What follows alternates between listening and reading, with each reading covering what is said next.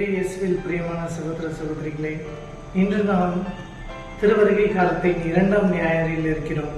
இந்த 2ஆம் ஞாயிறு நமக்கு அமைதியாக வாழ்வதற்கு அழைக்கிறது.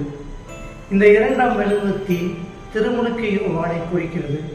திருமுழுக்கு யோவான் எவ்வாறு ஆண்டவர் இயேசு கிறிஸ்து வருவதற்கு முன்பு மனமாறுங்கள், ஏனெனில் நற்செய்தி நம்மிடம் வந்துவிட்டது என அழைத்தாரோ, அதே போல நாம் மனமாறி அமைதியுடன் வாழ இந்த மெழுகு நம்மை அழைக்கிறது.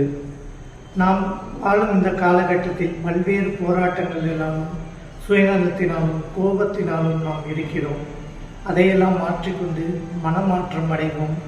ஆண்டவர் நம் உள்ளத்தில் வருகையை ஏற்கும்போது நம் உள்ளம் அமைதியுடன் இருக்க வேண்டும். எனவே நாம் மனமாற்றம் என்னும் திரு விளக்கை ஏற்றும் போது நாம் உண்மையான ஒரு நல்ல பாவ சங்கீதம் செய்து நம்மை நாம் மனமாற்றிக்கொண்டு வரவிருக்கும் ஆண்டவரை நம் உள்ளத்தில் ஏற்றுக்கொள்வோம். குடிலில் ஏற்பதற்கு பதிலாக மாறாக நம் உள்ளத்தில் ஏற்றுக்கொண்டு அவரது அமைதியை நம் உலகமெங்கும் பரப்புவோம். எனவே பாவ அறிக்கையிடுவோம், புனிதத்தில் வருவோம். ஆமென்.